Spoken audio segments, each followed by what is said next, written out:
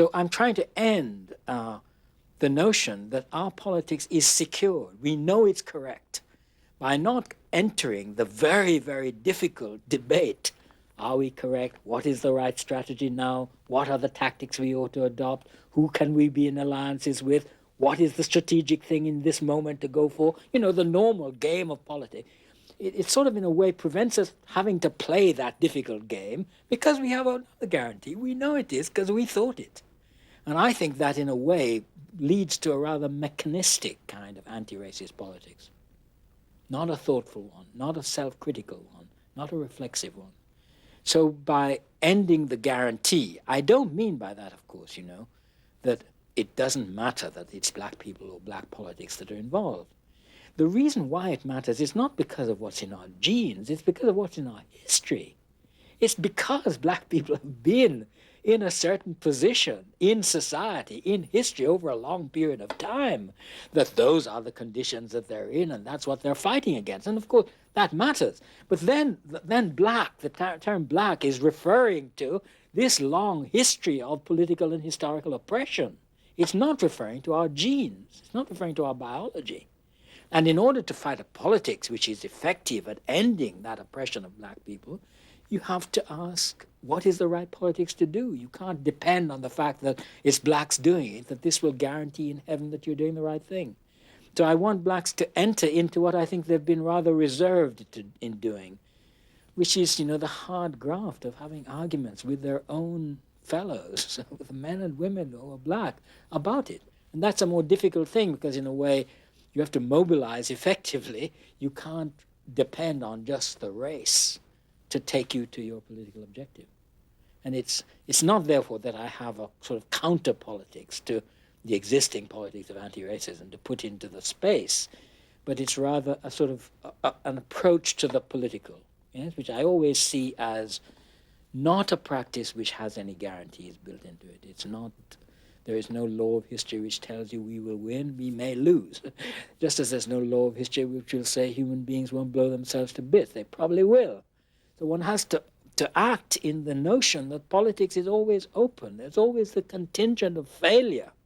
And you need to be right because there is no guarantee except good practice to make it right, to mobilization, getting people on your side, committed to the right program, and so on. So I want people to take politics more seriously and to take biology a bit less seriously.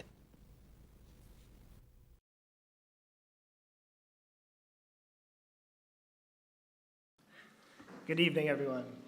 My name is Orsod Malik, and I'm the Executive Director of the Stuart Hall Foundation.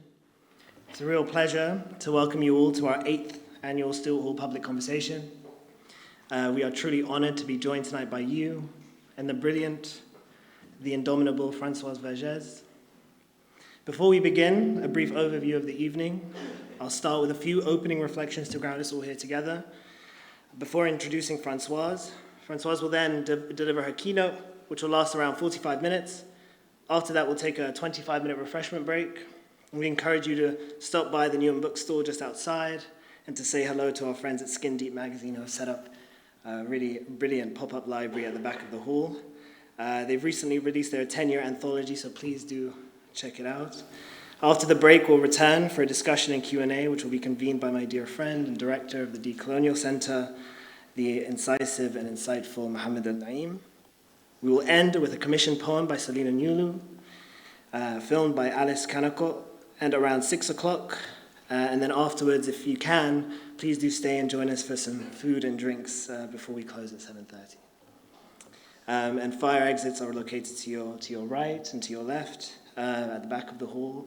They are lit in blue, but please do reach out to one of me, to either me or my colleagues, and we'll be glad to assist. And for those encountering him for the first time, the person speaking in the clip you just saw is Professor Stuart Hall, Jamaican intellectual, educator, political theorist, and founding figure of British cultural studies. He was a driving force behind initiatives at organizations and institutions which endure today, such as the New Left Review, the Open University, Autograph, the Association of Black Photographers, and Innova, the Institute of International Visual Arts.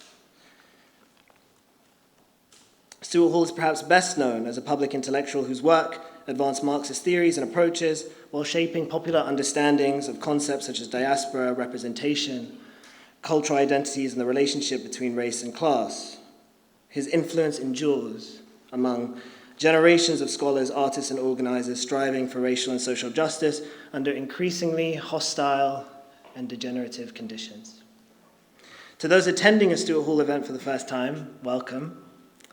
The foundation was established in 2015 by Professor Hall's family and friends and colleagues, people whose lives were deeply marked by his love, mentorship, and intellectual generosity, and his life marked by theirs.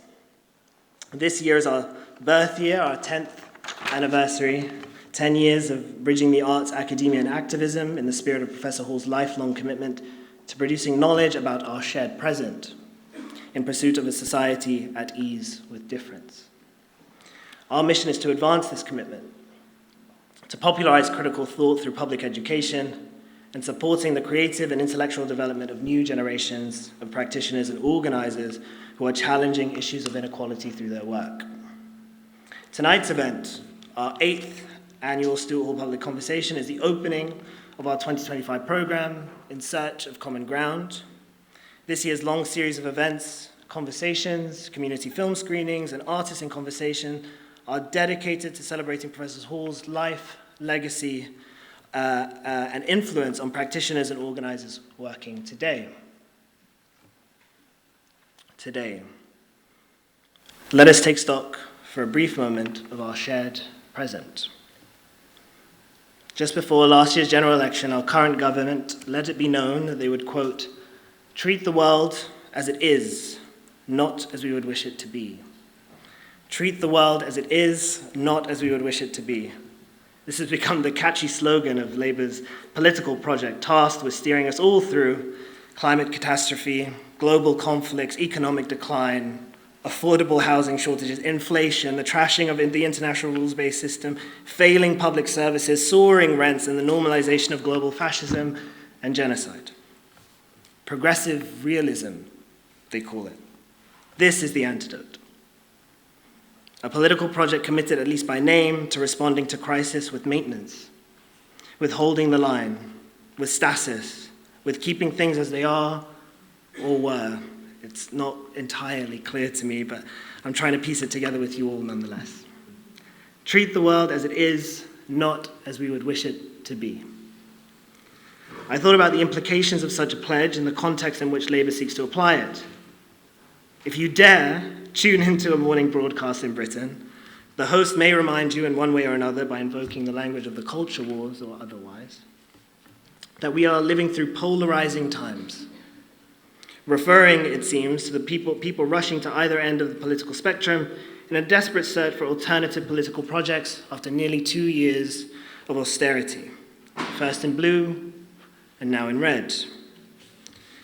For example, polarization might be the word used to describe national debates on migration, about whether people fleeing this country's bombs and imperial meddling deserve our scorn or our solidarity. It's a word that has recently been used to frame responses to the Supreme Court's ruling on the definition of gender, and debates about whether the state has the final say over our identities and the real-life implication of such rulings on our trans and non-binary siblings. You may tune into a broadcast where pundits are debating the nation's colonial legacies, questioning whether a popular version of British history can reflect us all, whether it can hold more than just Churchill's wartime heroics, the abolitionists, and homegrown achievements in industry and seafaring before it is dismissed as too woke. Or whether climate demonstrators and anti-war activists putting their bodies on the line to uphold our collective humanity are worthy of prison or praise.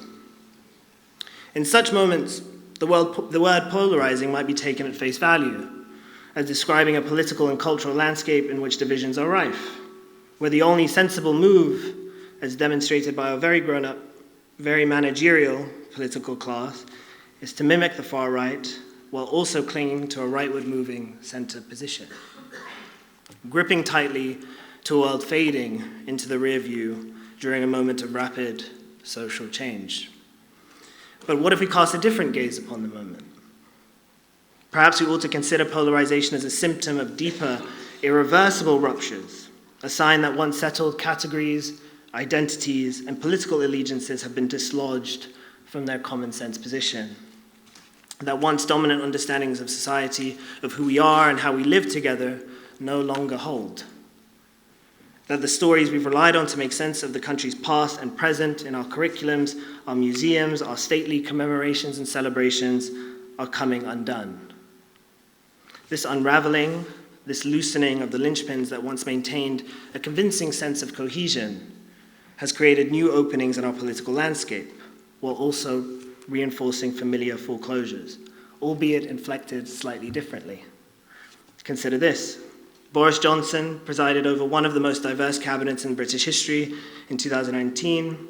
We've had a brown prime minister and a black woman leading the Conservative Party, pushing some of the most draconian policing bills and anti-immigration policies in recent memory, just 5 years after the global protests and rebellions against institutional racism and state violence. The supposed party political representatives of the left are cosplaying Enoch Powell, mainstreaming far-right rhetoric, administering benefit cuts to the elderly and the disabled, and aiding and abetting Israel's live-stream genocide and ethnic cleansing of the Palestinians. And yet, amongst this unfamiliarly familiar party political landscape, historically marginalized groups, women, disabled folks, communities with ties to elsewhere, our queer siblings are loudly staking their claim to this society with growing popular support, demanding that the state recognize peoples and communities it has long harmed, undermined, exploited, made vulnerable, or rendered invisible, while national, cultural, and heritage institutions are scrambling to reckon with their long-omitted ties to power, to the triangular trade, to colonization, to empire, to us. The point about history really matters here, because the national histories that once helped bind a shared sense of belonging, historical narratives that up until recently seemed infallible in the popular imaginary, are now being publicly scrutinized and reappraised from the grassroots to the tape written. One might easily be led to think that our society is facing a crisis of identity. Not necessarily an island of strangers, as Starmer put it, but rather an island whose leaders are fresh out of ideas. And it's in this context that we place Professor Hall's vital question from his 1998 essay, Cultural Identity and Diaspora, into play. How can we organize these huge, randomly varied and diverse things we call human subjects, he says, into positions where they can recognize one another for long enough to act together, and thus to take up a position that one of these days might live out and act through as an identity. Identity is at the end, not the beginning. Identity is at the end, not at the beginning of the paradigm. Identity is what is at stake in political organization. It isn't that subjects are there and we just can't get to them. It is that they don't know yet that they are subjects of a possible discourse. And that always, in every political struggle, since every political struggle is always open, it is possible to either win their identification or lose it. So our 2025 program, In Search of Common Ground, considers Hall's words as a profoundly creative proposition, challenging all of us to come together and build a politics that speaks to the specificity of this moment that we are living through. Hall's questioning invites us to take stock of our conditions, to locate the intersections where our histories and political interests might meet, and dares us to build a collective politics that is flexible enough to hold, even if momentarily, the sum of our individual concerns. Now, when I speak of common ground, I want to be very clear. This is not a call for kumbaya politics. This is not a plea to accept the terms of our current state of affairs, nor an apolitical plea to set our differences aside. We're not talking about folding, shrinking, or contorting ourselves to fit within the limitations of predetermined, essentializing categories or political positions, or assimilating ourselves into a dominant culture. We're talking about maximizing our creative energies and our imaginations to expand or remake the categories through which we organize, rearticulate ideologies from different positions, center our relations and responsibilities to one another's flourishing so that we can build a politics that can at least attempt to hold us all. This program is about insisting on openings. It's about widening the possibilities to make multiple meanings of our world and ourselves. It's about widening the possibilities to make multiple meanings of ourselves and the world in which we live. About resisting political and cultural foreclosures wherever we may encounter them. When we refer to building common ground, we mean from the bottom up, constructing a politics that places something new into the world by virtue of us confronting the novel elements of the present situation. A politics that increases our capacity to care for one another, to become the other. To become the other, as Edward Said reminds us. I'm thinking here of Fred Hampton uniting the Chicago chapter of the Black Panther Party together with the Puerto Rican Young Lords and the white working class Young Patriots to form the Rainbow Coalition.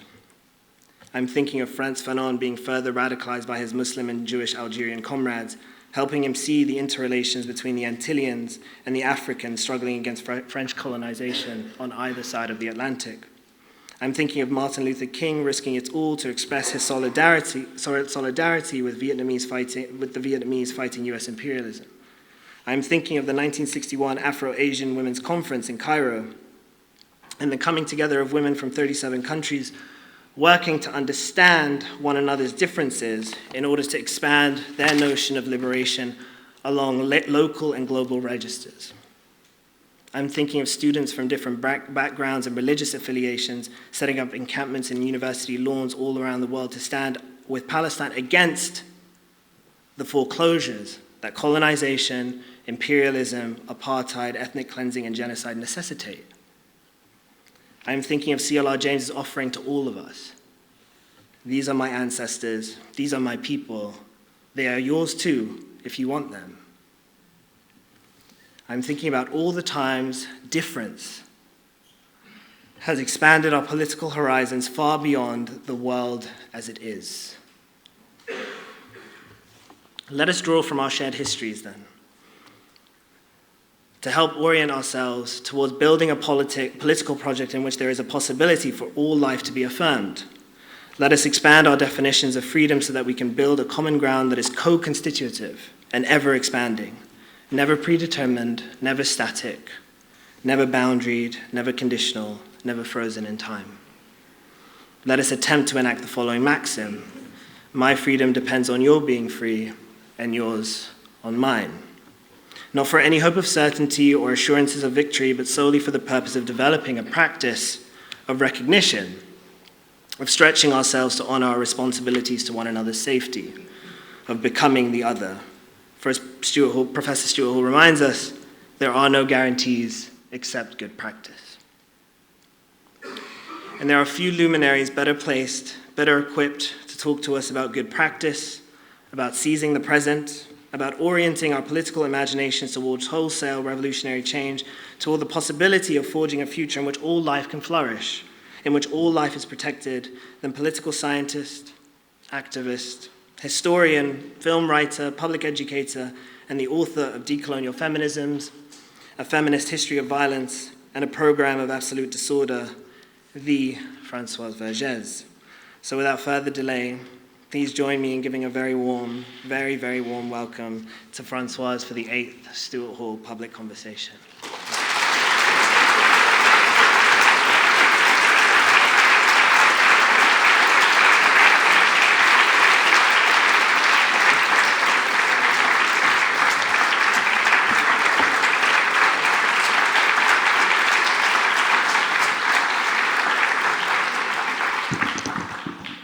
Thank you.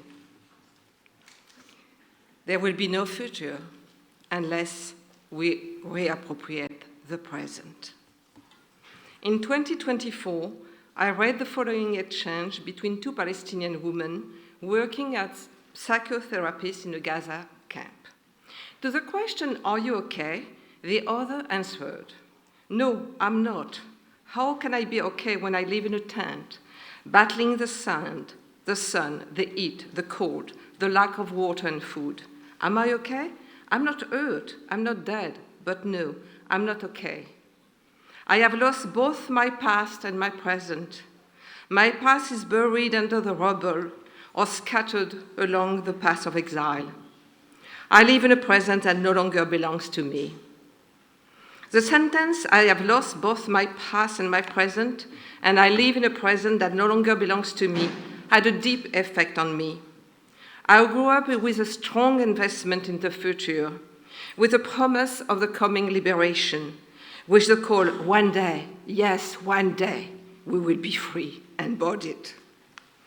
My father, born in Vietnam, of a Vietnamese mother and a Réunionese father, my mother, a French woman, were both anti-colonial communist activists. And they told me that I belonged to a long line of people fighting for revolution, abolition, liberation, and that many had never seen the day of liberation, but this had never stopped. The desire, the aspiration, the energy for the struggle. They taught me that I had to be aware that what was called France was a state, not just the name of a country, and that as a state, it will not hesitate to use all the weapons at its disposal, the police, the court, the jail, the lie, the erasure, the censorship, the assassination, to crush the opposition when needed, and that it would lend its armed force and its experience of repression. Remember how the French secret police taught its torture technique at the School of the Americas. So, will effectively send all his experience and his sophisticated weapons to the state sharing its politics of colonization and racial capitalism. My parents also taught me that the struggle will be long and difficult, but also full of radical hope and emancipatory utopia. I witnessed people being beaten and protests broken up, my father taken to jail and my mother receiving death threat. Their friend and comrade deprived of work, insulted, beaten, and jailed. As a child, I was present during police tours in my parents' home at dawn. I read Vergès' murderer written on wall on my way to school. But the future was a promise. And Algeria, Mozambique, Mauritius, Angola, Cuba, South Africa, Vietnam bore the name of that future: independence, freedom, decolonization. And despite the failing, setback, and defeat, yes, one day we would be free.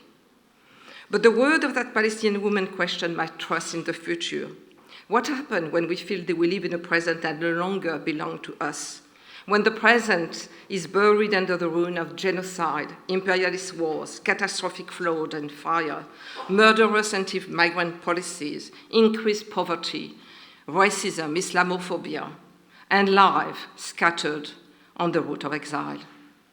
Does not imagining a post-racist, post-capitalist, post-patriarchal future currently look then like an impossible task? I cannot dispel a sense of despair and powerlessness, the feeling that defeat is a condition of the oppressed, and a long list comes to my mind: the crushing of enslaved, insurrection, the colonial massacre and genocide, the revolution betrayed, the post-colonial elites selling their country, the working class revolt crushed in blood, pacification, leader tortured, disappeared, assassinated.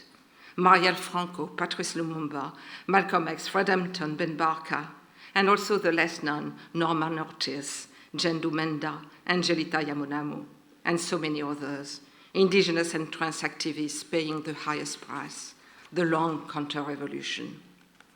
But as anti-capitalist speculative fiction writer China Miéville writes, and I quote, "It is hard to avoid the sense that these are particularly terrible days, that dystopia is bleeding vividly into the quotidian.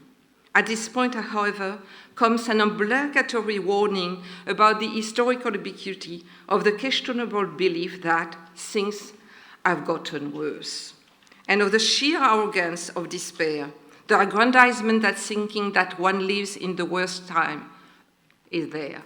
Indeed, melancholia as a social pathology of neo-imperialist politics, as Paul Gilroy analyzed, as a consolation for feeling guilty for the state of the world, protect from confronting the fabrication of premature deaths by racial capitalism. In an open letter to Extinction Rebellion in 2019, the grassroots Wretch of the Earth collective argued that the conception of dystopia in the North ignore the long dystopic past and present in the global South. And I quote, The bleakness is not something of the future. For those of us who are indigenous, working class, black, brown, queer, trans, or disabled, the experience of structural violence becomes part of our birthright. Greta Thunberg called world leaders to act by reminding them that our house is on fire. For many of us, the house has been on fire for a long time. Whether the tide of ecological violence rise, our community, especially in the global south, are always first hit. We are the first to face poor air quality, hunger, public health crisis, drought, flood, and displacement, end of quote. If there is one thing that we have been taught, and that we are learning every day, is that the counter-revolution is not just about killing, but also about reinvesting taste, cultural and social norms, offering vacuous contrition, diluting justice indefinitely, or offering an outlet to frustration and anger with racism, Islamophobia, war on terror, carceral punishment, fascism, harassment of the undeserved poor. If the normalization of cruel, inhuman, and degrading treatment is not new, there is nonetheless a velocity to the global counter-revolution and to climate disaster that leaves us with rage and a feeling of powerlessness. Or in the word of the Palestinian writer Osama Abu Jazer, based in Gaza, and I quote, "Nobody can live without water. My heart was full of sorrow as I left the camp after seeing our destroyed home. My mind was full of questions. How we will live after war ends? Where we will go? Who will rebuild our home? How long will it take for it to be rebuilt?" Then I became extremely tired. We have lost our home. Nothing is left but our soul. Nothing is left but our soul. I cannot ignore the normalization of cruelty, of punitive politics, of the politic of dehumanization. Just I cannot ignore the fragmentation of our own politics.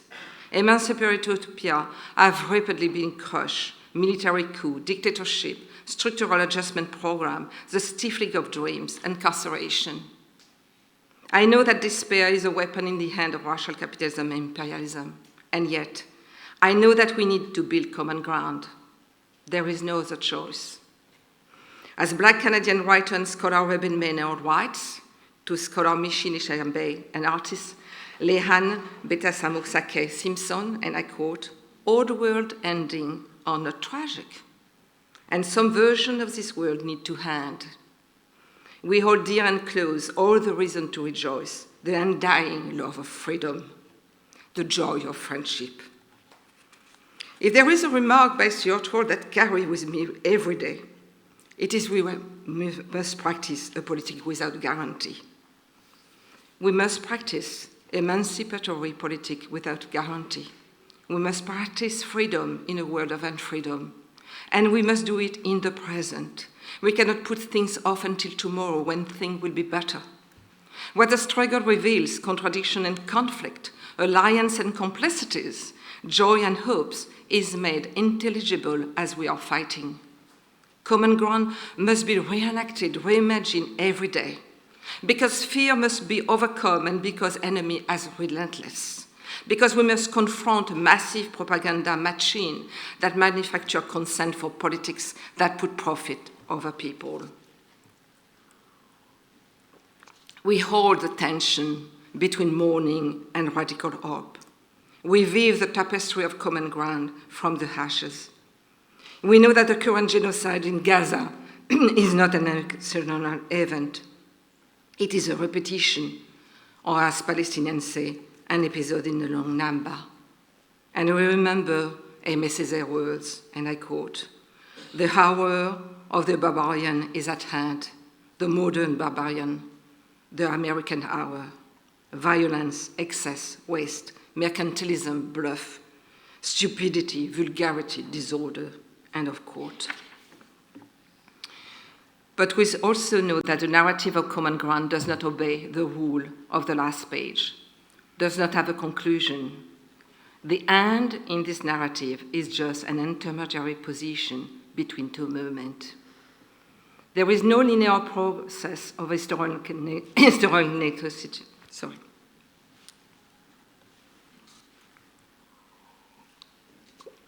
There is no linear process of historical necessity. History is a complex and uneven way circumstances come together in a given conjuncture, to use Stuart's word. And he remarked, I quote, "The world presents itself as a chaos of appearance, and the only way in which one can understand, break down, analyze, grasp, in order to do something about the present conjuncture that confronts one, is to break into that series of congealed and opaque appearance with the only tools you have, concept, idea, and thought." Conjunctural politics is a method, he said, of describing the unique circumstances of a particular moment pose, typically discerning in terms of our own socialist ideal, but at the same time providing the ground for a potential route out of such circumstances. And we must remind ourselves that there is quite often an unforeseen and unexpected dimension to insurrection, revolt, and revolution. Seem quiet. Business is going on as usual. People appear disciplined. Order and peace reign in the street.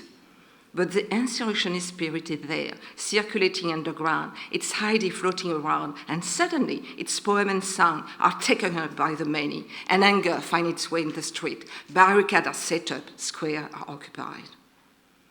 Angela Davis told us after we witnessed Trump's inauguration with trepidation, I quote, "We look back at struggle for justice equality, we find that often there are not propitious moments for this struggle. We are always confronted with waves of conservatism. And while we cannot create the condition in which we engage, we can bring our determination, we can bring our vision for a better future. We confront finite disappointment with infinite hope." We confront finite disappointment with infinite hope. Or as Robin Kelly said last year, systemic crisis open possibility for change. There are many anniversaries this year. The victory of the Vietnamese against, over US forces, the Nakba among them. But I would like to speak about, of one of this anniversary. The bicentennial anniversary of the ransom imposed by the French state on the young Republic of Haiti. What happened to Haiti, I see it as a warning to all of those who fight for dignity, freedom, justice, and independence. And that warning still resonates today. Beware, you will pay. We will send army, we will apply sanction. On January 1st, 1804, as soon as the Republic of Haiti was proclaimed, the French state categorically refused to recognize the young republic, which had inflicted a terrible defeat on the Napoleonic army, and whose anti-colonial, anti-slavery, and anti-racist revolution threatened the Western order. The French state imposed a blockade. On April 1825, the government of Haitian President Jean-Pierre Boyer yielded to the demand of the King Charles X of France, who issued an ordinance stipulating that Haiti was to pay the colossal sum of 150 million gold francs to the French state, intended to compensate former colonists for lost property. In other words, slave owners will be financially compensated for the loss of their proprietorship over human beings. That same year, the French state also reimbursed the aristocrats who had lost property during the revolution. The sacred principle of private property was enforced, and the counter-revolution was consolidated. But because the young Haitian Republic was insolvent, an unwritten clause required that the money be borrowed from French banks, what historians and economists have called the double debt. By 1914, over three-quarters of the country's national budget was still being drained to repay French banks. It was not until 1947, more than 140 years after independence, that Haiti finally settled its debt. In 1914, the US government, which had long wanted to transform the island into a permanent military base in the Caribbean, found a pretext for military intervention. The Haitians having proved their, I quote, inherent tendency to revert to savagery, the US State Secretary had said, President Wilson decided to send the US Marine to occupy the island. And the occupation was last until 1934. And the Marines immediately removed $500,000 from the Haitian National Bank for safekeeping in New York. a new ransom, another ransom. And in 1917, the US imposed a new constitution that allowed foreign land ownership, which had been outlawed since the Haitian Revolution. And when in April 2003, Jean-Bertrand Aristide, president of Haiti, at the time, suggested that France should repay $21 billion in reparation for the money extorted after independence, it was overthrown by a military coup supported by the US some months later. To Western power, the creation of the Republic of Haiti was unthinkable, as Haitian historian Michel Rolf-Trouillot has written. The victory of an army of black people led by black generals resonated as an answer to white supremacy, as an existential threat. It sent panic through the Western world, sheer panic. A black republic could not prosper in the Caribbean. The island has to become a site of chaos, of people unable to govern themselves, in need of patronage. The lesson I want to draw from this, and which I relate to the topic of the day, blockade, ransom, and sanction, are the weapon of imperialism. Ransom as transactional imperialism, recognition of sovereignty against access to resources, but also that international solidarity is key. Haiti received none, not even from South American states, even though Haiti had supported their struggle for independence. The island was isolated, weakening the Republic resistance and feeding the machine of dispossession. Building common ground is building transnational solidarity. But this is not a lesson for despair. The story of Haiti belongs to the vast library of resistance where we find reason for mourning and source for radical hope.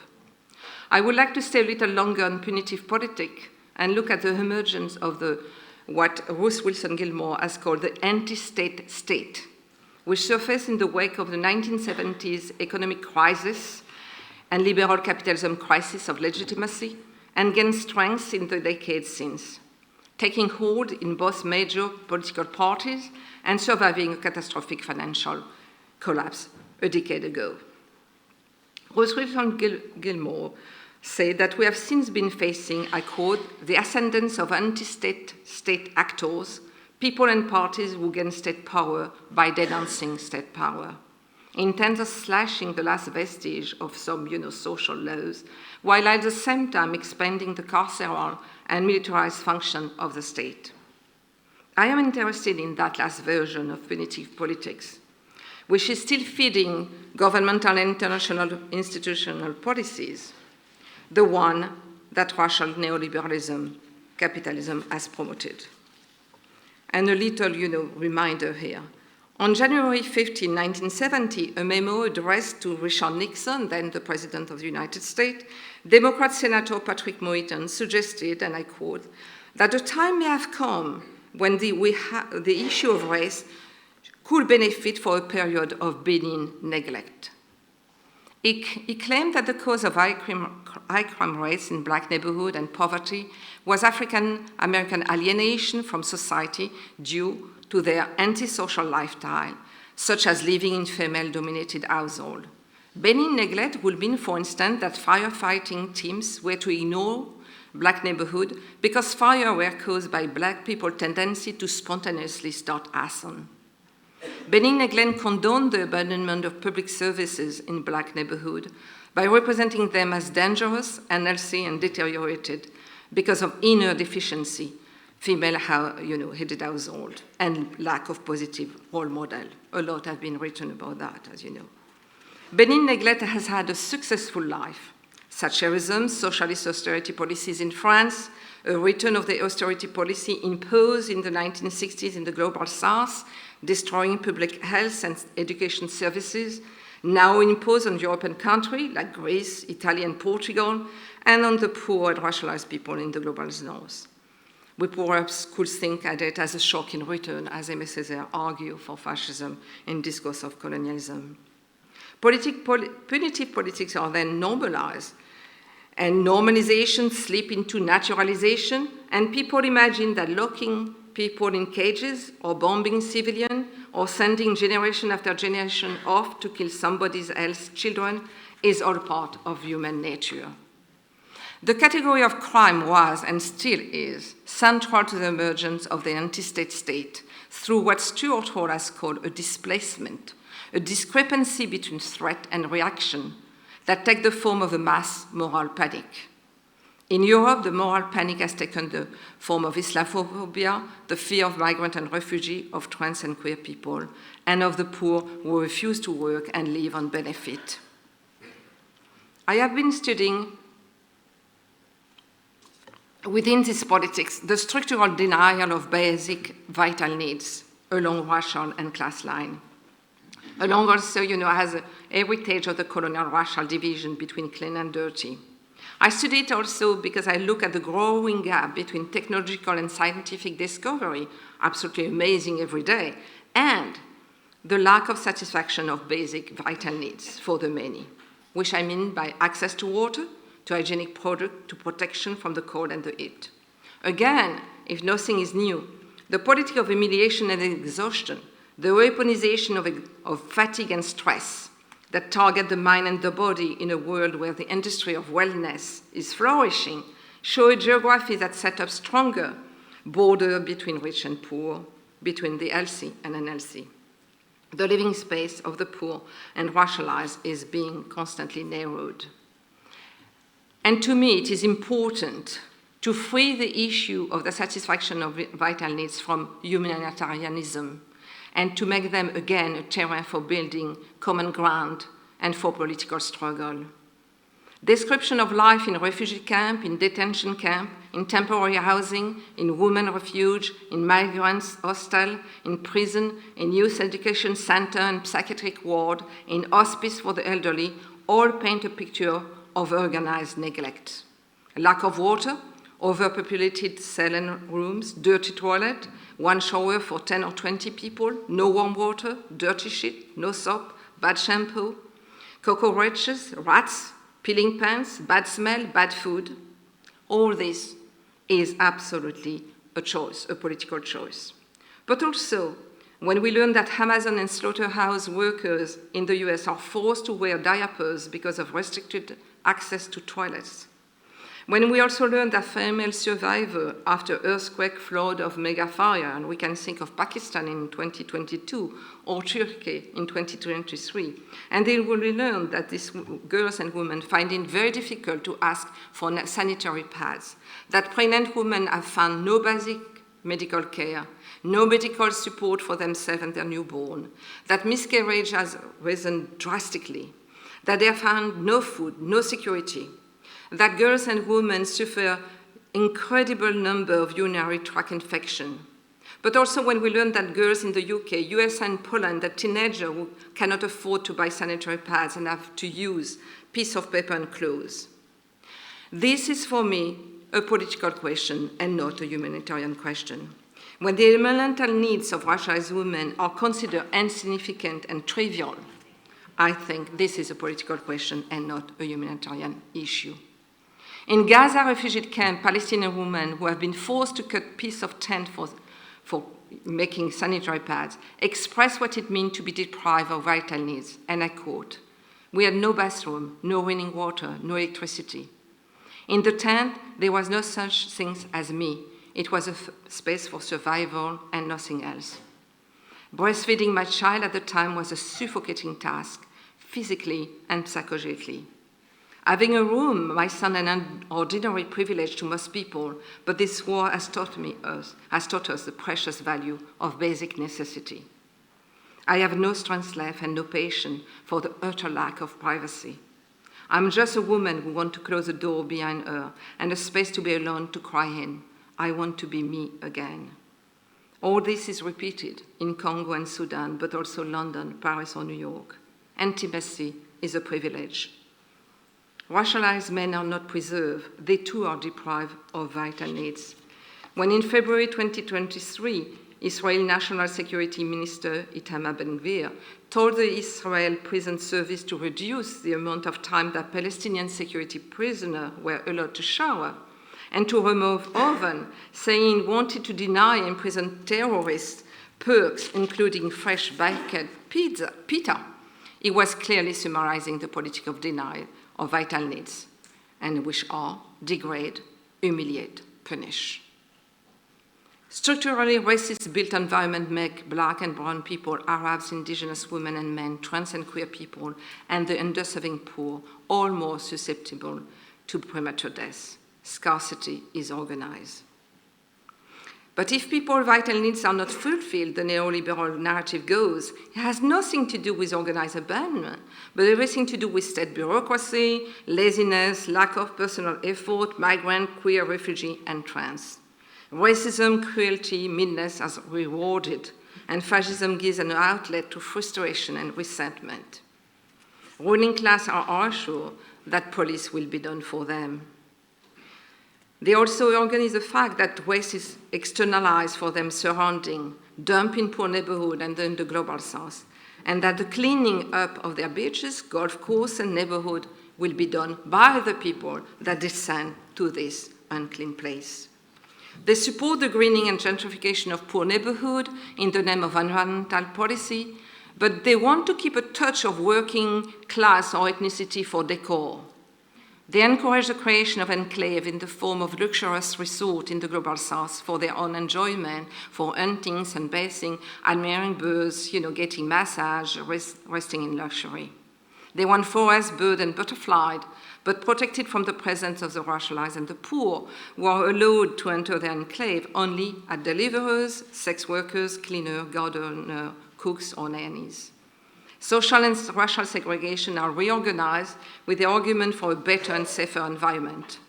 Or as activists, to summarize the politic of denial of vital needs, Fannie Lou Hamer, she summarized the politic of denial of vital needs with this word, as she explained in 1972 why she created the Freedom Farm Cooperative, and I quote, "Down where we are, food is used as a political weapon." Benin neglects its low-intensity war against people under the guise of peace or order. Peace? I hear that, peace, that word. And we have been hearing a lot about peace recently. How Europe has enjoyed peace, for decades. How Europe was able to protect its society from the return of fascism and fanatism.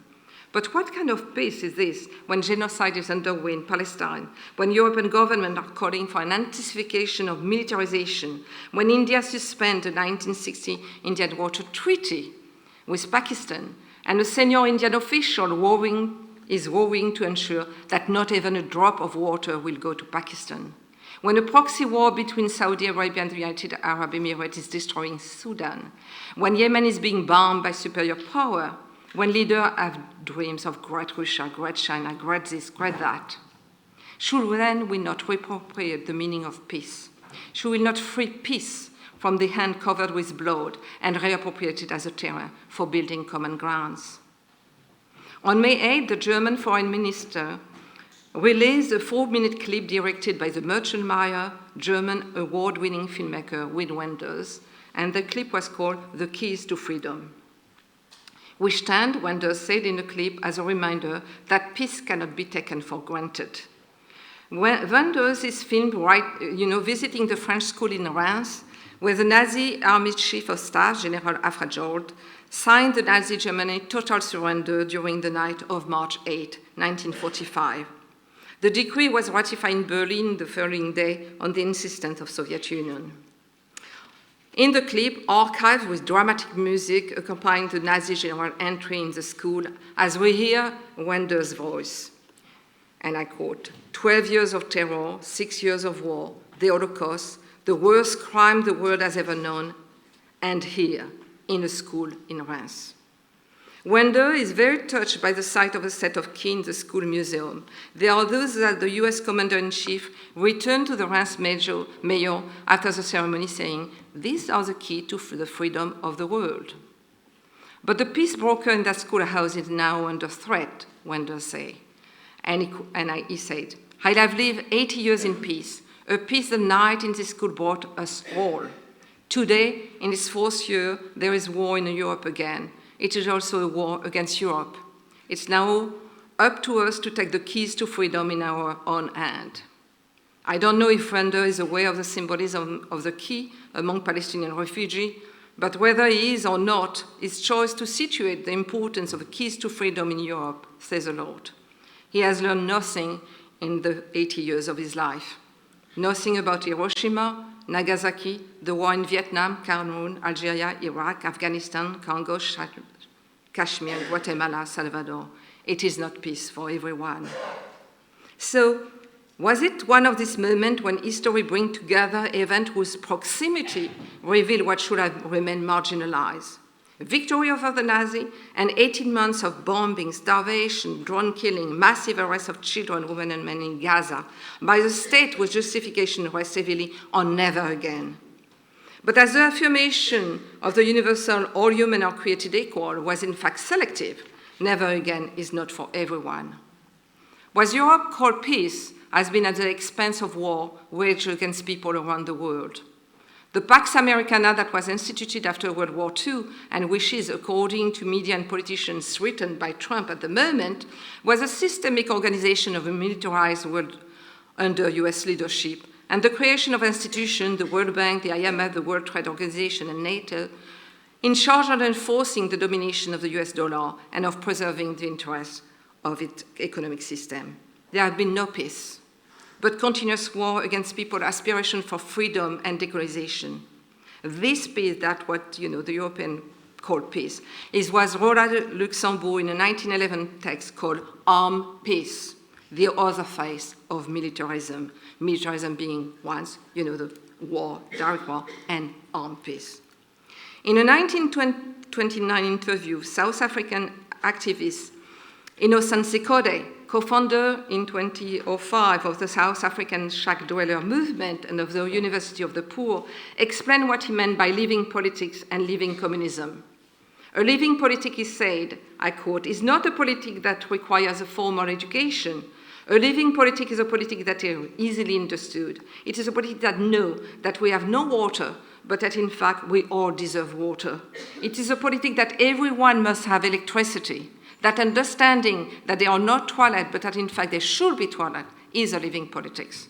He went on explaining his idea of a living communism, which is, he said, a living idea and a living practice of ordinary people.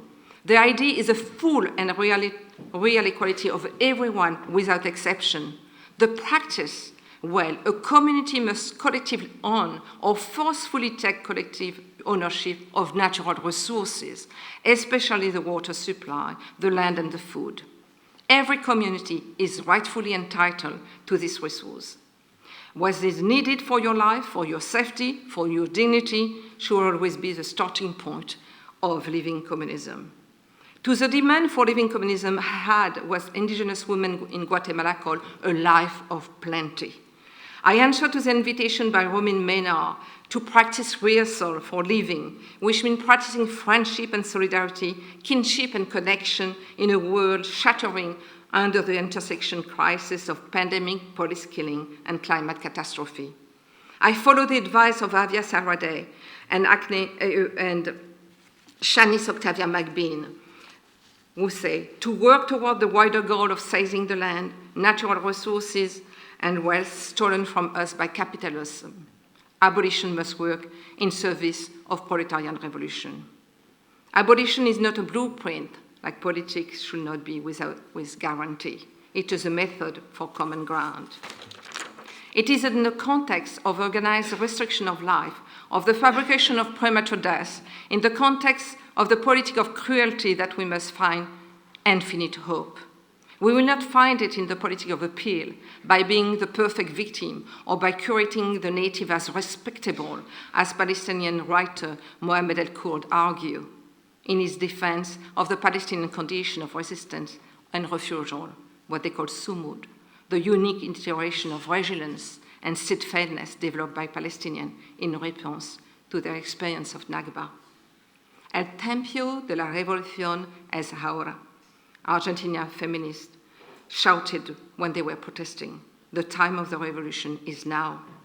I could be told that now, with Javier Milei in Argentina, the time of the revolution looks like it had been delayed. It does look that way quite often. But rather than thinking defeat in military terms, scorchers, massacre, deportation, and genocide, let us think defeat as a chapter in the long fight for liberation and freedom against the determined enemy. As there is no longer a global revolutionary subject, the peasant, the worker, the woman, we still have many names for liberation: Burkina Faso, Senegal, Sudan, Lebanon, Kenya, Chile, France, Italy, Peru. The 250 million Indian peasant strike in 2022, the feminist protests in Argentina and Mexico, the student encampment for Palestine in the USA, UK, Canada, the occupation of empty building in the center of Sao Paulo, the victorious strike of cleaning women in Paris in 2022, and so many others, still crushed, still reorganizing. We are holding together mourning and radical hope as we are to establish our own temporality. The present is ours. We do the labor day by day. We avoid the idealization and glorification of martyrdom. We listen to friends and comrades who feel frustrated and powerless. We hold them in our arms. We know that we are flawed. We nurture joy. We rehearse freedom. We find common ground. Thank you.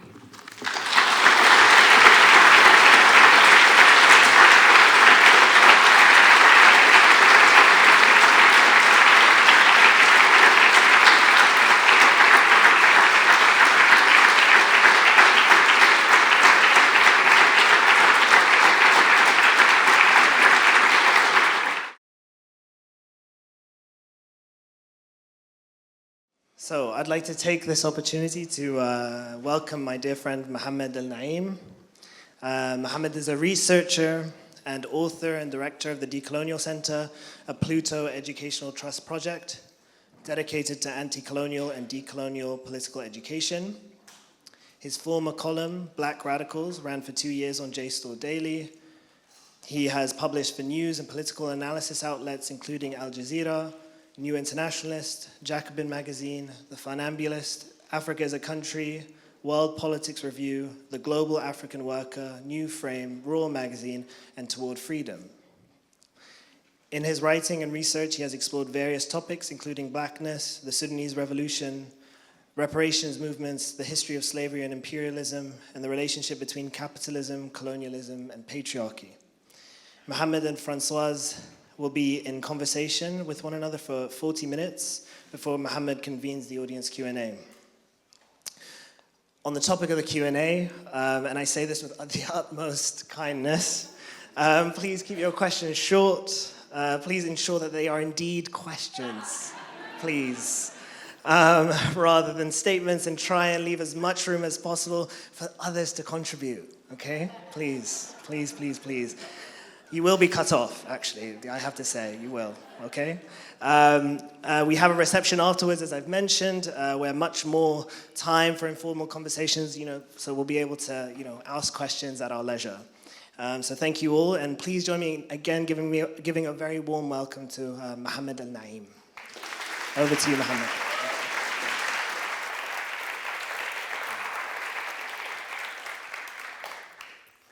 Can you all hear me? Yes, good. All right, so definitely that was something that was foregrounded in your incredible speech right now, which I hope inspired us all to leave this room and go out and organize, even if that means reading groups. For example, there's the Left Book Club here. They do amazing reading groups on radical ideals, but also joining organizations. It's incredibly important to understand the moment that we're in and the conjuncture that we're in. And one of the things that you foregrounded really was this idea that there is no guarantee, that we will fight for a better world, but that there is no promised land that's guaranteed to us all. And that's one of the main themes of some of Stuart Hall's ideas. You've met Stuart Hall before. Can you tell us how you met Stuart Hall?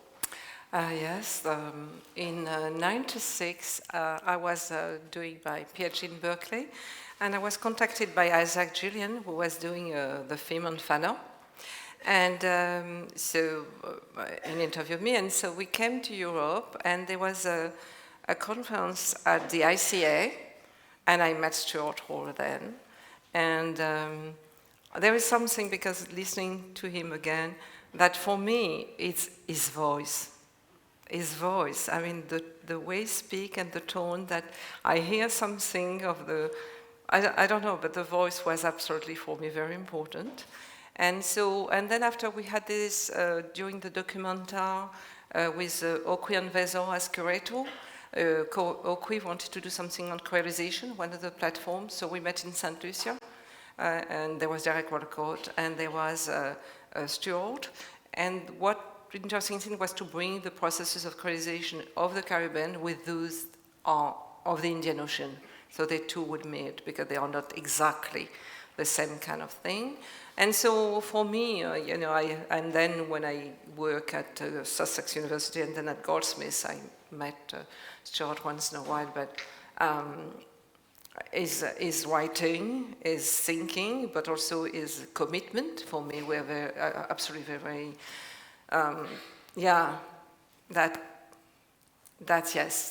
that was very important. But saying very important is banal in a way. But it belonged to it answer also for me a lot of question and way of looking at the world from someone coming also from an island, although Jamaica is much bigger than Réunion, but also that this two part of marked by colonization, imperialism, and also moving then after to the center of the imperial country. France for me, UK for Stuart, and though we are not the same generation, but that was also things I could hear in what he was, writing about. Mm. Yeah, and I guess for us, one of the things, and I speak here specifically maybe about the very young people, but also the very old people, in the sense that both of these demographics have been kind of thrown away by the existing system. For example, here in Britain, one of the first things that austerity did under the new government was to take away the heating and the living allowance for some of the older people. And you talked about these kind of elemental needs. And obviously, you also said that these were political, that we shouldn't just cede the ground of approaching this to humanitarianism, which picks up after the political failure has happened. What do you think the consequences are of progressive forces not building these kinds of elemental politics today?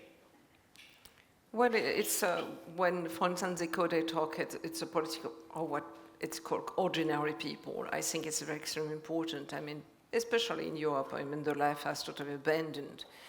What are effectively the needs, and the fact that if you don't have water, if you don't have food, if you don't have decent housing, if you live in places that are full, what I describe, or the jail or the detention center, it's really the message is you don't matter. I mean, your life belongs to that world, and you will not have either. So I think that's part of, it's a political choice by those who are in power. It's not, so when it's just left to NGO to take care of this, and fortunately, quite often they are there, but it's a political question for me. It's a political struggle, because it deeply what we call dehumanization. And we have to understand, dehumanization, and Césaire talked about it, and Cromage talked about Cabral and Fanon and so many other, but not only men, but also women and feminists. And it's really about, and that in the modern world, in the Western modern world, is anchored already in slavery. The fact that the bodies of some people, the body in term, and the life will not matter and will be deprived. And so the resistance to that constantly, to say, yes, we are human. And what is to be human and is not to be degraded, humiliated, and constantly punished just for wanting to have a decent life. So for me, this the punitive politic, which has always existed, they did not start, right now, but they are increasing with all the argument of austerity, too many spending, people, are stealing and are, they are not doing what they should be doing. They don't deserve it. It's political for me. It's not, and so the condition of living is a political struggle. It's not a humanitarian. This should not be left to NGOs. And the absence of these elemental needs, I think, is something that's ubiquitous across many societies. And traditionally, in the era of national liberation, those were that basis upon which to build the National Liberation Front. But there was always the concern also, and I think Fanon writes about this, where you have people who, let's say, have been completely abandoned, live on the outskirts of the city, don't have access to a nice house, don't have access to political organizations, etc. These people could be recruited onto the cause of national liberation, but there was also always the risk that they could also be recruited by the forces of reaction and maintaining colonial oppression. And the reason why I ask this question in particular is because in this world today where many people don't have access to stable rent, they don't have access to a stable sense of self, they don't know if they're ever going to be able to pay to build a family, quote unquote, etc., all of those things. This could be the potential for a progressive front. I think the despair that many of us feel is that instead that is in all across the world, not just in Europe, it's also the recruiting ground for the punitive forces, for the anti-state state, for militias and paramilitary gangs that maintain the order, for the police forces of the world, and for even the far right. There's no guarantee that, regardless of a person's gender identity, gender, skin tone, etc., there's no guarantee that these people could be recruited into a progressive politics. But how do we build, and it's a big question, we can maybe try, and hopefully the audience can also help us figure this one out, but how do we build the politics of the elemental basic needs with no guarantee that these forces will join our side? No guarantee, as you say, and you describe very well. But first we have to listen to people. When I was, going to join, the picket line of the woman, cleaning hotel in Paris, at the beginning there were like no feminists on the picket line, because they thought that this was like just like a union, question, for salaries and a working condition. What they were saying, they had to get up at 4 a.m. in the morning to arrive at 7 a.m., in Paris, because they could not afford to live in Paris. And then they arrive, and usually they have to do 10 rooms, and they were told they have to do 15 on 20. And so they were exhausted. They were telling me that, quite quickly, they have had like many surgery on their, on their knees and everything, because everything is very heavy. They breathe a lot of chemicals because they have to be used. The fact that a lot of customers, they were telling me, leave the room in a total disgusting, state, as if, and they were thinking they will not do that at home. So they do that because they know that a woman, of color will come to clean that. And this was not even considered an issue, as like they were description of condition. But for me, they were the political humiliation and degradation that goes along with exploitation. It's not just pure exploitation. It's not just the fact that they will be underpaid or have to work, not just 10 rooms, but like 15 they will have to clean. It's the fact that this goes with that.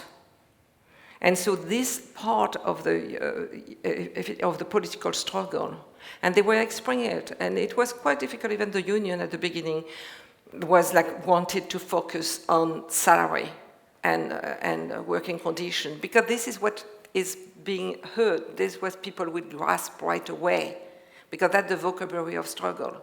But the fact that getting up at 4 a.m. it's part of just the narrative, a descriptive narrative, but not part of the analysis of exploitation. So for me, this is part of effectively the long history of the political exhaustion that also Fanon, for instance, refers that the fact that not your body but your mind also will be exhausted constantly. So the shortened life, what was recently called premature death, the fabrication of premature death, all these are not descriptive thing. They are talking about an organization, a fabrication of that is totally political for me. That's part of the struggle for liberation. But effectively, there will be no guarantee that these, ones described. But at the same time, when really you listen, they talk to you about housing, water, the fact that there is no garden for the kids to go. When I work with people, around. And when I listen to what they say, they understand that their children will not have access to good school. They will not have access to a real childhood. That their children will be criminalized quite quickly, that they are black or brown, they will be segregated, they will not be able to walk freely in the city, that some neighborhood will be forbidden to them, except as deliverer or cleaners. So they have a total understanding of the world in which they live. It's just, it's just listening and say, okay, what will be then, how do we organize around this issue? How do we organize? What do we do to organize around this issue? And how effectively we transform the political terrain? And it's about this matter a lot. And if we want another world, this have to be answered to. If you don't, if there is no water, there is no life, no social life. There is none. It's not a question of, it's just basic. It's that. It came to me, of course, I've been interested in that for a while, but also when I read, as I say in the talk, when I read that after the flood in Pakistan, the NGO arrived, not one NGO had thought that out of, so many million people affected, you will have pregnant women. Yeah. So nothing was ready. And this is not, what explained this? It's totally banal to think that will be. It's banal. So why is this forgotten? Or why do effective workers in the US have to wear diapers?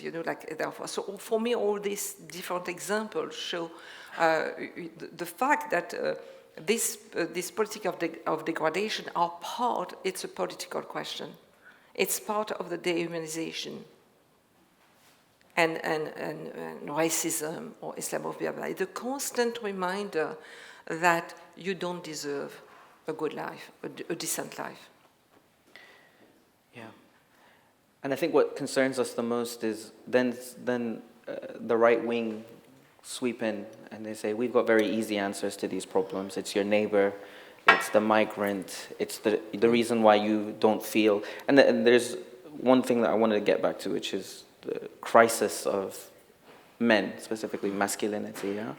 That masculinity, the crisis of masculinity is causing all sorts of, some of the biggest demographics supporting the rise of the far right, but also joining, paramilitary groups, joining police forces, etc., or people who feel that this is the only way in which they can retain or reclaim a sense of manhood, specifically of a heteronormative type.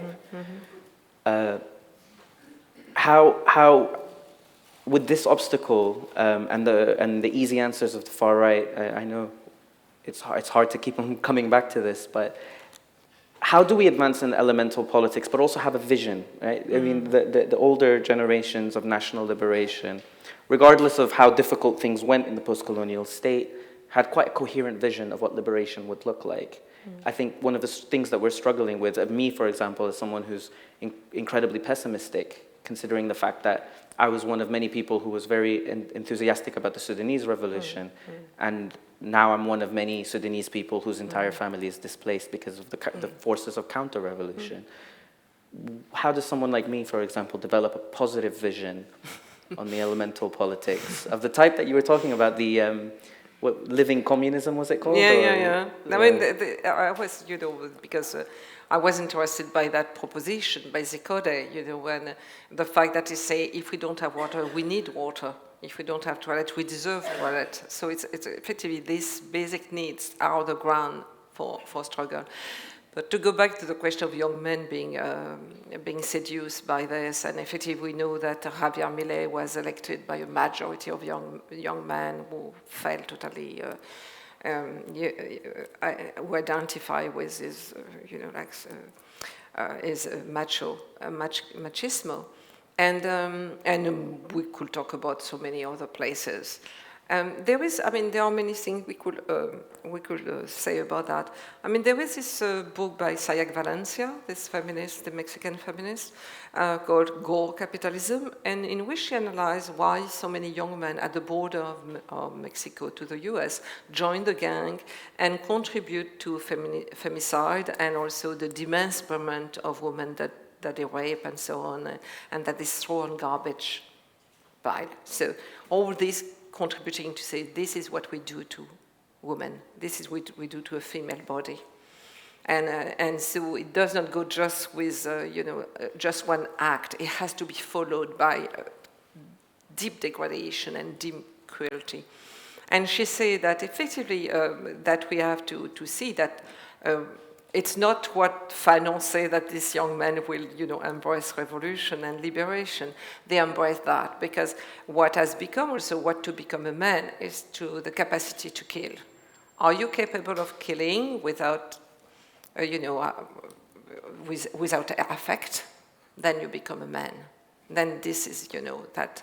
So we have, this is effectively fighting again that connection between death, killing, and being strong and a man, that is also connected by these men who have no future, these young men who have no future. Young Mexican men along the border, they have no future, and that border is becoming more and more militarized on the US side. So the US side also is showing an incredible, masculinity, militarized masculinity. Men, like covered, like tank going, drawn, and everything.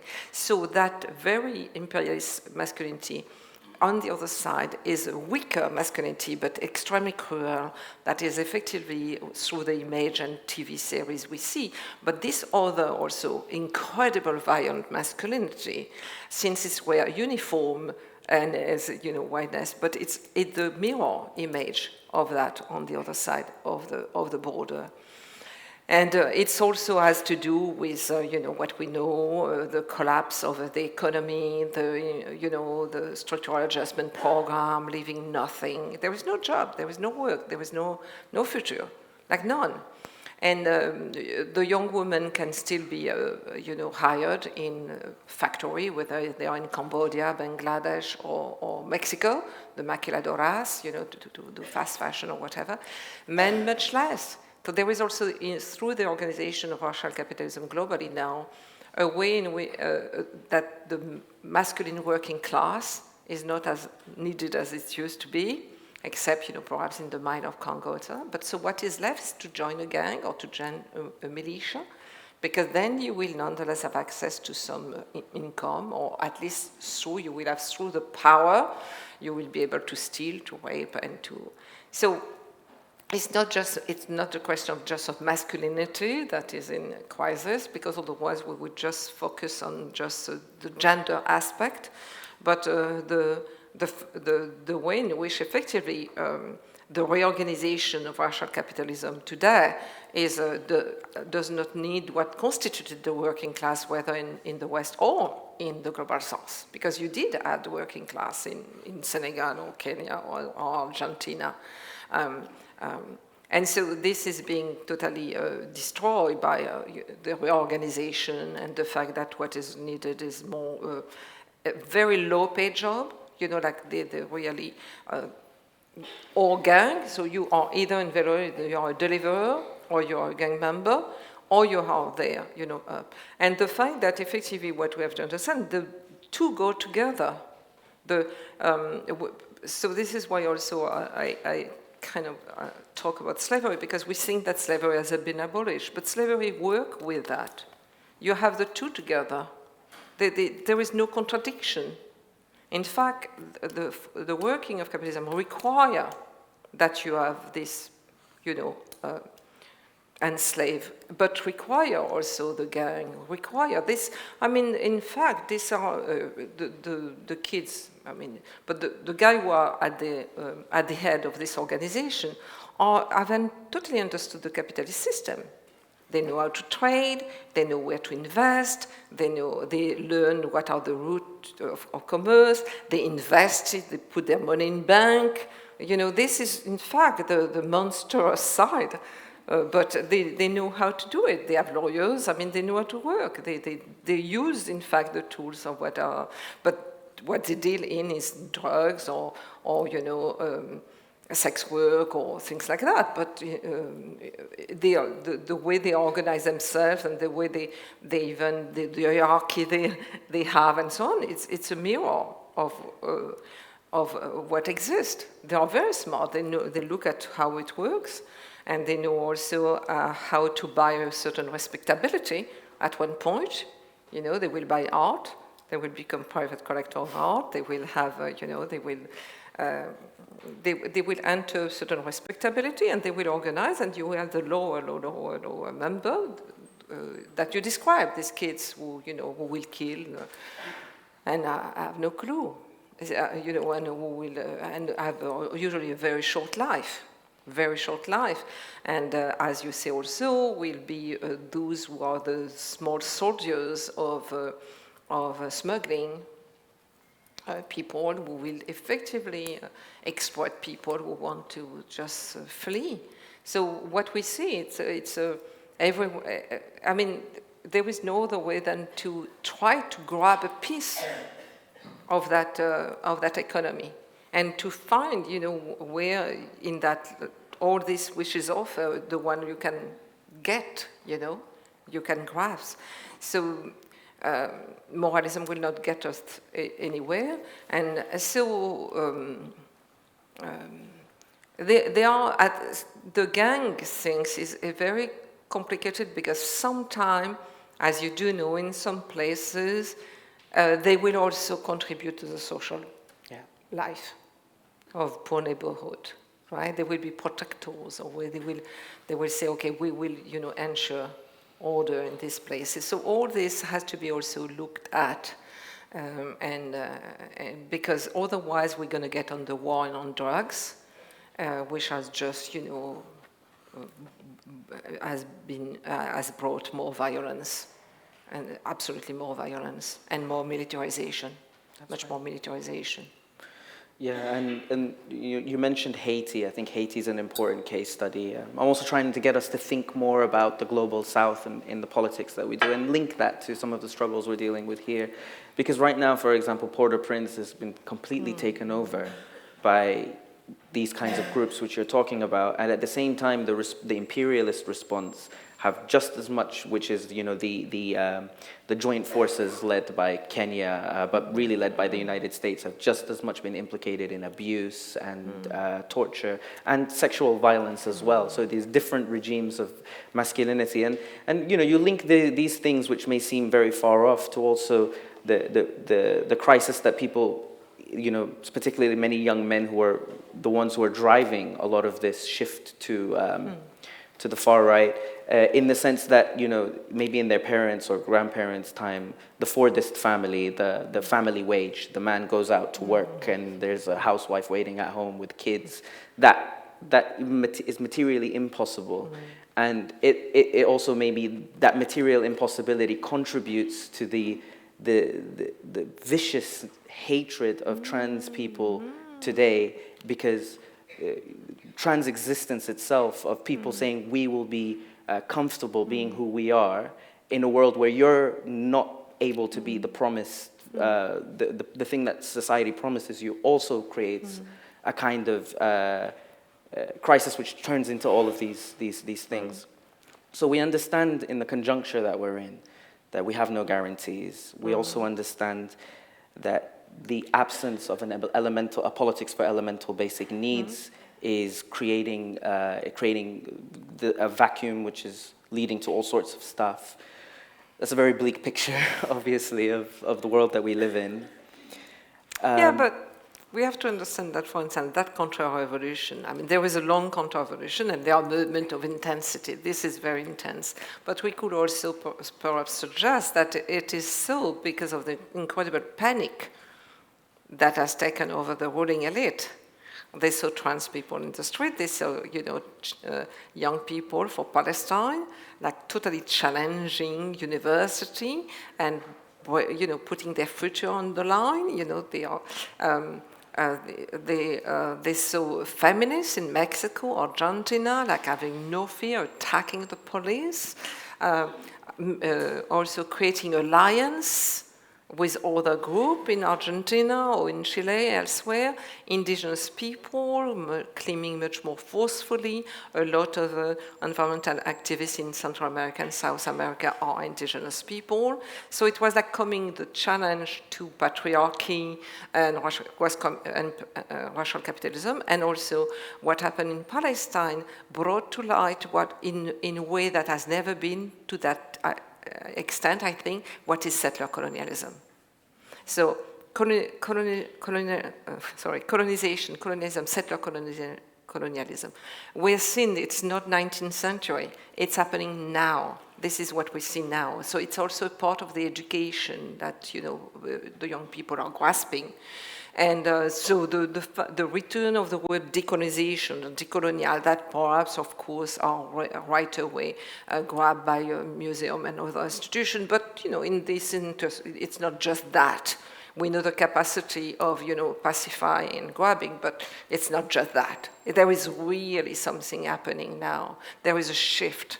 And that shift, I think, the world elite is feeling it and are extremely panicking. There is a shift. I mean, there is something that is moving, And so, of course, they still have the money, they have the army, they go to the Gulf state, which offer them, like billions of dollars for whatever they want to do. They have weapons, and the Silicon Valley is helping the effort to make more and more sophisticated weapons. We know that, but we do know that they have been afraid by even the sentence from the river to the sea. Yes. The word Palestine, so decolonization, so the force, the strength that this has, we should also be aware of that, be aware of their panic, the way, they panic every time, the Americans panic every time a country has been independent and had just done one thing. How do we undo that? How do we effectively betray all the revolution in the Arab world? Which were huge, absolutely huge. Or the one in Algeria, 1 million people every Friday in the street. This cannot be forgotten. This has been there, and as I say, occupation of building by women in Sao Paulo or elsewhere in Brazil, or, the encampment here of students. This is happening, or even, for instance, some groups saying, okay, we have to return to some tactic of the past, of being more direct. So this is happening. This is also happening. And of course, we would like, things to stop. We would like genocide in Palestine to stop, and we would like to see the Israeli leaders being punished. Like they go too much with impunity. But we do know also that, the West has no longer the hold it used to have. Nobody is, is not dreaming of that. I mean, the story of human rights and so on, that we know what is human right, and it's on our soul that feminism was born, and human right and the idea of, the humanity. It's done. It's done. It's going to take long. It's not like that, but everything has taken long, Everything has taken long. But it's there. It's there more than ever. I never seen. I mean, it's really. Like 10 years ago, you did not have so much conversation on settler colonialism and decolonization, and they are there now. Everyone saw what is going on and so on. So of course, if we could look at that and see, also the terrible things that are happening. But ideas are strong. Ideas are, they have a strength. They have a strength, and Toussaint Louverture was saying, you have uprooted the tree of liberty, but its roots are still there. The roots are there. You have not taken the roots out, so they will, So this is, I think, of course, I agree with you, because I don't want also to not to acknowledge what I see and I read, and there are moments, as I say, that, but at the same time, I see young people, but also what I see when you were talking about the generation, and quite often I see a lot of white hair in the room and a lot of young, very young people. I noticed that too. And so the generation who march in the street and so on, I mean, Stuart, but also others and so on, and then very 20-year-old. So something is happening. Something is happening. Absolutely, and the counter-revolutionary violence is also strong. And it happens in many ways. It happens sometimes through war, through violence, but also through electoral manipulation. And I guess then, so I agree with you. We've gone through the process of melancholy together, and now let's go into more the tactical conversations. We need to have strategic and tactical conversations. A lot of people have tried in many different ways. Since 2019, there were uprisings in Haiti, which has been responded by gangs. There's been uprisings in Chile, which has been relatively successful, but then depoliticized, exactly. And then there's been uprisings that have completely led to counter-revolutionary war, like Sudan. And then here also there was a rise of a movement, an electoral movement, which was also, but a lot of young people also say this. Then they say, we tried the ballot. It didn't work. Every time I voted, nothing has happened. Every time I've tried to organize for a revolution, the counter-revolution was stronger.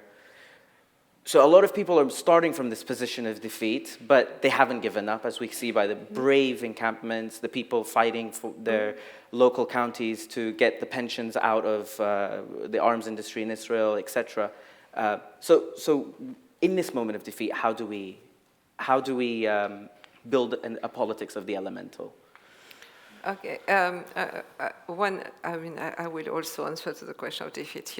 I worked for 10 years for the construction of a museum in Réunion Island, and we gave a lot of value. We were like a team, 20 young Réunionnais, and we were like, it was absolutely exciting work. And it was totally defeated after, fully defeated. I mean, everything was erased, all the archives were, destroyed and so on. All the work we have done with architects, with people and so on was disappeared. Because the conservative of the French state were against. There was a local election, the conservative won. That same evening, they say, this project will stop. So it was a total defeat. It was a defeat. There was no other way, because first it was not built, and then everything disappeared, was erased. So, of course, a lot of, quite depression, depressive thought. And then there was also a lot of threat in Réunion, so I had to leave Réunion and to go back to France.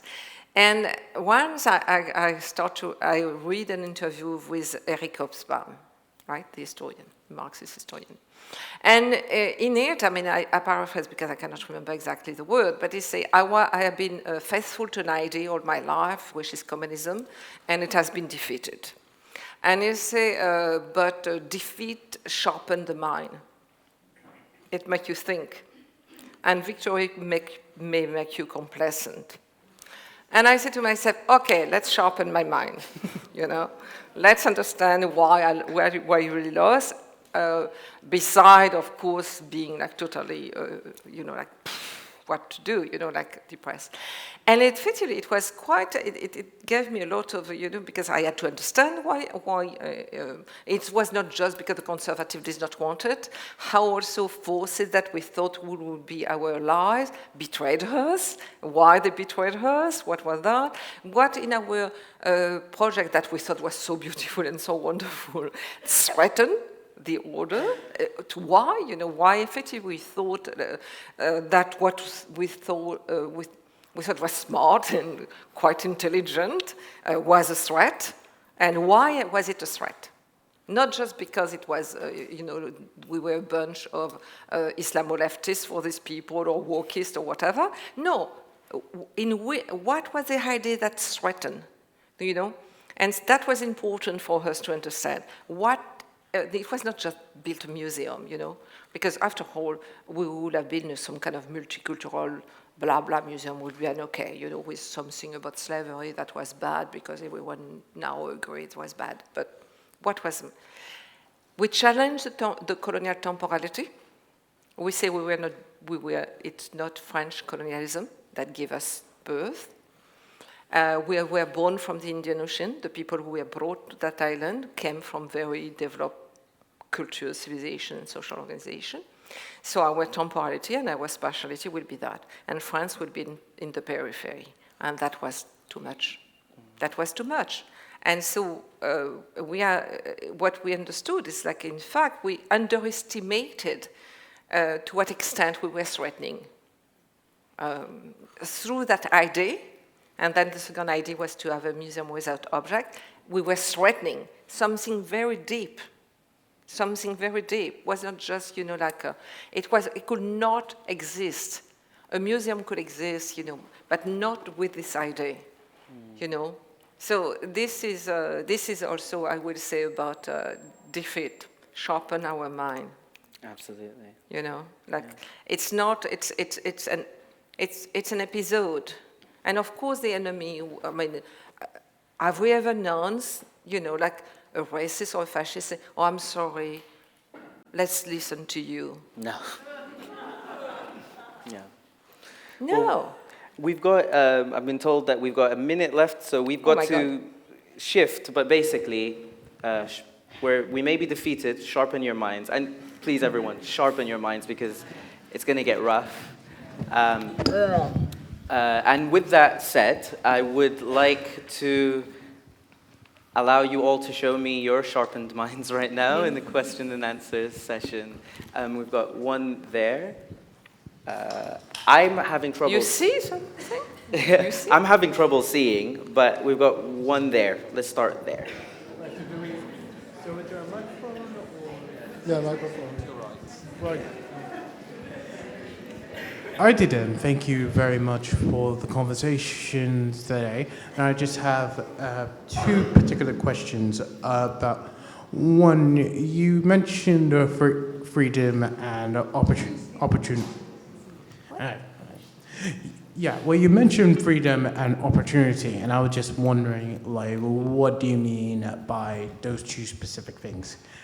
The second question on my mind is a question of humanitarianism and where is this coming, particularly where this question is coming from. Do you not see the benefits of humanitarianism, or can you dive deeper into the limits of humanitarianism as the political project? Yeah, and then I'll take, that one over there. I also need to see up there. I'm struggling. Sorry I have to do this, everyone. I may look like I'm a mime, but I'm just, Okay. We don't see it. Hi, this is a question for both of you. How do you feel in your soul and your sort of spirit, and how do you personally feel when you see institutions misusing the decolonial praxis specifically? So art galleries, when they defang it and then somebody stands on a stage and they talk about these things. How does it make you really feel? And how can we combat that? Because the rage is quite strong for people who work with that. Thank you. Okay, we've got one up there. Hi, hello, Françoise and Mohammed. Thank you so much. I'm Joanne from Mauritius. And because we've talked about global challenges, fascism and things like that, and the environment, and the Indian Oceans kind of separately, I was wondering if we could talk a bit about how those global challenges of fascism, environmental problems, transphobia, masculinity, and stuff, how does that translate in Indian Ocean worlds today? Great. I guess we could take those questions. Oh, you're making, one more then. Yeah, it's just a quick one. I wanted to ask what your thoughts on Ukraine were, because that false equivalence is something that really bothers me, and I'd be really interested to hear your thoughts on it. You want to answer to that one? That one's a big one. Do you want to go for the... You want to? Yeah. I'll just go on the one question that was asked to me, and that's on the decolonize. The ultimate idea of decolonization was that colonialism must come to an end. And colonialism is a material, real force. It is not a parable. It's not some kind of, it's a material force that has multiple different manifestations. It's economic, it's cultural, it's scientific. There are many ways in which these initiatives to decolonize this and decolonize that and decolonize this are quite legitimate. But we always have to remember that there are still people today who are colonized, who are fighting against colonialism, who are being killed in genocides because of that, okay? And this is happening not just, for example, in Palestine, but even in the French colonies. There are legitimate struggles against colonialism and neo-colonialism, which is the continuation of colonialism by other means. So in a world like that, I would recommend everybody who's decolonizing to understand the urgency of addressing the very real colonial problem that exists today, quite materially. And that's the precondition for a world where we're all happy, where we're all living dignified lives with shelter and a clean environment and dignity and freedom and justice. These concepts are very important. And with that said, you can go ahead. Yeah, well, thank you for this question. I apologize for the first question because you will have to repeat it. I did not really understand, but I will go to the other question. How do I feel when measuring decolonial? Well, on one side, enraged, and on the other side, not very surprised because of the capacity, effectively, constantly. Again, as I say, the two things are always together: the repression, the criminalization of pro-Palestine, and an exhibition in some gallery, not all gallery, but some gallery will be about, decolonization. As I say, some weeks ago in Paris, in the morning, the police brutally expelled 400 minors from sub-Saharan Africa who were occupying a theater, demanding that their rights be respected, which as a minor, because France has signed the Convention on Childhood, will be to receive education, health, and housing and protection. They were brutally expelled after having, demanding that. And the same evening, Pompidou opened its exhibition on Black Paris, and there was champagne and everything for, all the Black artists. So the two things are not contradictory. They are effectively describing what's happening. I mean, they always, the two are together. They are not contradictory. So it's not like, oh, how can they do that? They can do both. They can do absolutely both, And so the work is to go with effectively, for instance, in the world of art and culture, there are sites and places where things are being experimented and other, propositions are being made. So they will always use, they will remember that Black Lives Matter, the day after, there was a lot of platform in the US who were having that on where you were opening their page. And then so on and so forth. But what they are afraid of is the practice of Black Lives Matter, the politics of Black Lives Matter, the politics of culture and art, that, visual culture in so many other ways. The Indian Ocean, the global challenge, then translate today. It's very, for me, coming from the Indian Ocean, it's a very important ocean that has been a little marginalized because of the importance of the Atlantic paradigm in the way we look at things, and because it was very important, of course, slave trade, the Caribbean, South America, North America, and they weighed heavily. But the Indian Ocean today is quite an important place because this is where the oil, goes through. It's also 80% of the maritime trade. And also you have an incredible, set. You have Sudan, you have the Suez Canal, you have the Gulf States, which are investing heavily in Africa in terms of banking. You have Iran, which matter a lot. And so the Indian Ocean is one of the highest militarized oceans today, with India also buying island to set up maritime military base. You have the Chinese, you have Australia, you have the French, British, and the US, because they are the old, power there.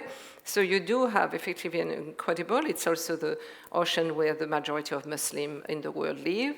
You have, it's also an ocean which in which the connection between Africa and Asia are, millenary, long before the Europeans arrived in that place. So it's a very interesting ocean, and things today are about what, environment, contamination, and incredible increased militarization. Increased militarization and a lot of war, the war in Sudan, of course, but also war that are not necessarily war in the center of everything, but private militia in northern Mozambique to protect oil extraction. And you have deep sea extraction, which going to, of course, destroy. And Mohammed was talking about French colony. You have Mayotte, and you have Réunion Island. And Mayotte is a very important also places in terms of because it's a black and Muslim population there, and the way in which we see the way in which the French has weaponized racism there, which means that population is attacking black migrants from Central Africa and West and East Africa who are trying to find their way through Europe through Mayotte. So there are a lot of things going on. Madagascar is a very important place, a lot of extraction, a lot of extraction. So yeah, this is all being played.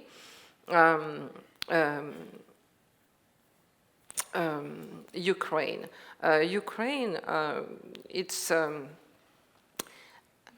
there are many things we could say about it. We know also why it was, the question of NATO there, but also the question of the idea of Great Russia by the government of Putin, of some kind of dream, illusory dream, some kind of fantasy. Everyone wants great things, Great Russia, Great China, all these things. So that's also the question of the militarization also of the society. And but Ukraine, what we see is that they have a leader who is received everywhere, who is listened to, and the contrast, of course, with Palestine is huge, is absolutely huge. Recently, again, there was a lot of, the UK Prime Minister and many other leaders of the Western Europe met to support Ukraine. And in the meantime, as we are talking today, this morning, Israel state launched what they call the Gideon, offensive to definitely destroy Gaza. And you don't hear a thing. So this kind of double standard is what, rather than just to talk about Ukraine, the double standard has become really an important conversation in the world today. The feeling that there is a constant double standard is very, very strong and is legitimate. It's totally legitimate. So we have to talk also through that, why this is, will be discussed, will be at the heart of discussion about peace and militarization and incredible demand for militarization by the European state, and of course the fact that, nonetheless it's being destroyed. But one thing again, in February 2024, the Palestinian Ministry of Culture denounced the destruction of museum, historical and archaeological sites in Gaza. Practically all of them are in ruin, and there are even some collections, we don't know where they are. The place was, used as barrack for Israeli army, one of place where you had 4,000 archaeological objects. So where are they? We don't know. Perhaps they are already being trafficked. And there was not a word by any major Western museum. Not a word of protest. Whereas, as soon as the Russian invasion started in Ukraine, UNESCO offered, help with digitalization and protection, which doesn't mean by Ukraine does not deserve that, because effectively a lot of historical sites are being destroyed in Ukraine, and there was no reason. But the double standard again. Palestine has no longer, there is not one museum standing, there is no church, mosque standing today. And there are no major protests. And UNESCO has been quite silent or quite prudent about that. So this is also what we have to talk, rather than just saying the word Ukraine, Palestine, and as if they, both are, then what do you say about that one and that one? And but I'm very sorry for the first for the first question, for the person who asked the first question, because I did not really understand it, so I cannot answer, but perhaps later you will ask me and I will answer. I'm sorry. Yeah. Okay. So we've got one there. Oh, there's lots. Thank you so much for the space. I do have a question about political praxis. I'm here upstairs. Sorry, not very visible. I have a question about political praxis and the ability to sustain ourselves in order to seize the present. I'm wondering if two things basically that are related. One is this idea of practicing politics without guarantees. To me, it also sounds dangerously close to a neoliberal logic of risk-taking, or kind of brings basically this very colonizing force of neoliberalism into the picture of taking over certain terms of self-care, self-fulfillment, realizing and embodying certain values, right? And then related to that, I mean, the question to that is like, how do we sustain a telos that is ethical and does not get colonized or co-opted by neoliberal logic? And related to that, earlier you mentioned the crisis of masculinity, and my colleague and I, we both had to chuckle a bit because actually, is it really a crisis, or is it kind of like a consequential outcome of what we're seeing of that neoliberal logic that constantly invites man to live up to a certain masculinity that they should, embody, cultivate, and be out there in the world, right? So again, the word crisis here seems interesting. If it's not already or kind of a buying into a neoliberal rationale as opposed to like neoliberalism being really good at work, right? And with that, of course, also inherent to it a certain kind of fascism. Mm-hmm. Okay. Yeah. Another question? Yeah, we'll take two more because we are running out of time. Hello. Am I my turn? Yeah, okay. Thank you for the talk and for your conversation. I had a question that actually dovetails nicely with the one that just went. And it's about, I wanted to ask you if you could parse out politics without guarantees, right? Because it sounds like it could be a really nice blurb, right? But from Stuart Hall, from the clip we started with, and the way Stuart Hall lays out what he means by politics of without guarantees seems to me to be something quite particular. And as I was listening this evening or this afternoon, there are at least two different definitions that I could sort of pull out in the way that we were using that phrase. One was thinking politically, organizing politically, being in community, and trying to develop a strategy without laying out what the imaginary that we're working towards, right? Deciding in advance what would happen. And then the other one was that we are currently living in a situation of politics without knowing what would happen, right? So that we are under conditions of politics without guarantees. And these are two very different renditions of the same phrase. So if you could please parse that out for us, that would be great. Thank you. Hi. Hello. Sorry. Yeah, go Hi. Question. Thank you so much for the conversation and the talk. As a Gen Zer, technology has been embedded in my day-to-day for a long period of time, and we're hearing reports of people having ChatGPT-induced psychosis and the current changes that are happening to UK law, copyright when it comes to AI. When I go on TikTok, it's quite sad to see people using the algorithm and hacking it to address material needs, from people in Gaza to people dispossessed in the West, and essentially having to become marketeers and dropping content trends to address their material needs. Could you please expand on how we need to build capacity so we don't underestimate the feat of counterinsurgency, especially if technology platforms such as TikTok prevent this type of organizing and the general thing of like techno-fascism? Yeah, thank you. Yeah. It will have to be the last question. Okay, but yeah. so shall I ask mine? Yeah. Yep. So I'm coming back to the material for today, where it says that we're possibilities for reappropriating the present. So the present, I'm going to ask a question about the present of climate change policy. So I use anti-blackness to interrogate climate change. And when I walk the corridors of power and they use the language of climate justice, and it's right that we think about the global south, but as Sivanandan said, there are black communities here. We're here because they were there.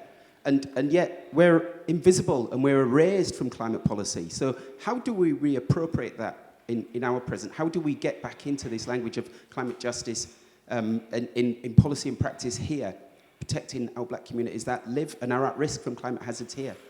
Great. Could I just answer the question on politics without guarantees? Just because I do think the politics without guarantees question was so important. The main idea is basically that there's nothing in our biology, for example, which naturally brings us together politically. You have to build alliances. You have to think tactically. You have to think strategically. There's nothing in history, there's no promise in history that you will win, which was the teleological ideas that animated a lot of the liberation struggles of the past. There is, and once you know that you're not necessarily going to win, and that there's nothing natural about political organizing or political formations or even senses of self, senses of group collectivities, what do you do? I think that for me, and then finally when it comes to seizing power, it's not clear what power is or where it is. You don't know if it's the state, because you don't know if you just take over the parliament building or you take over the radio station that you've won.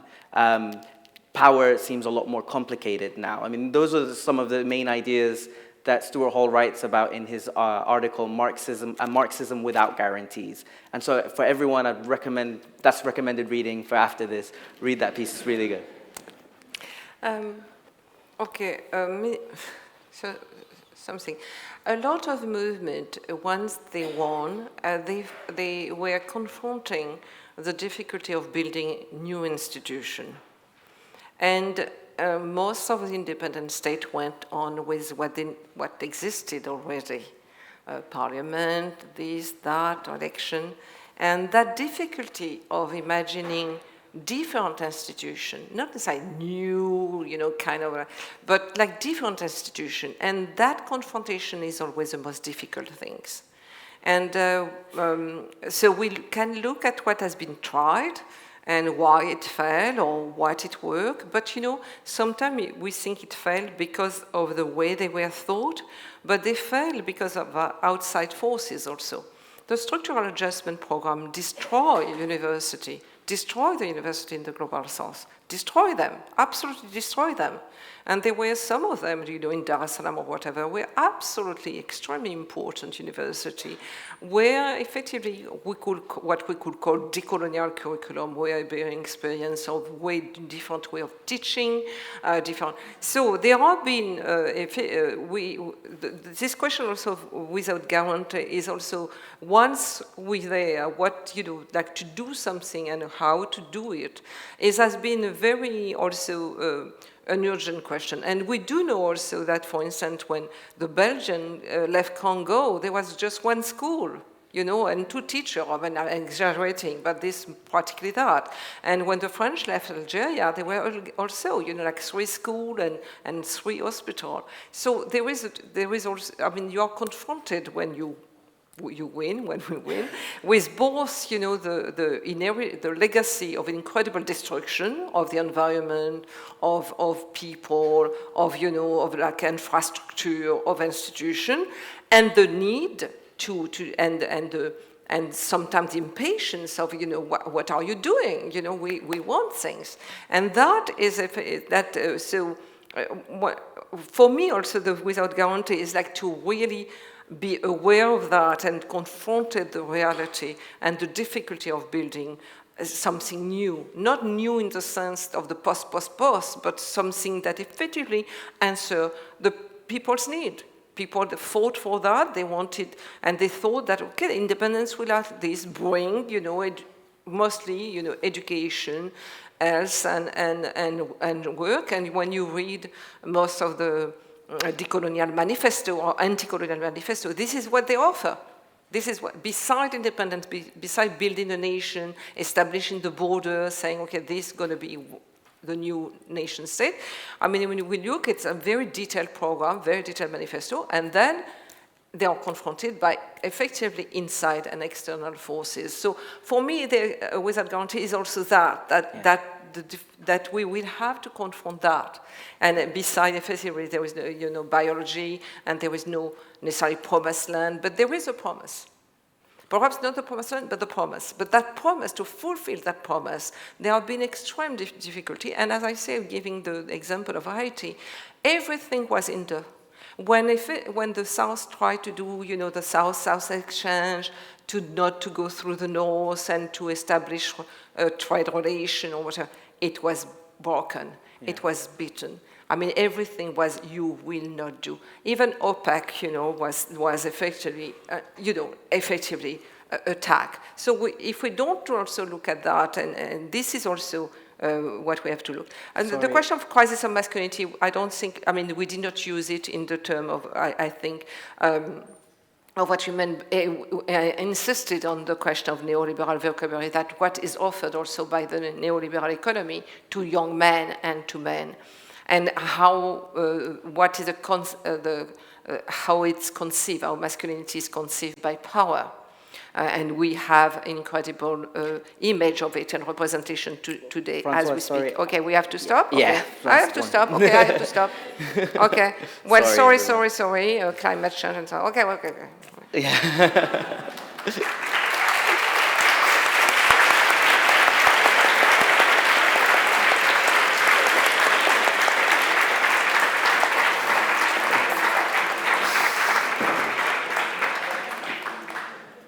This one. Hello? Oh, there we go. Hi, everyone.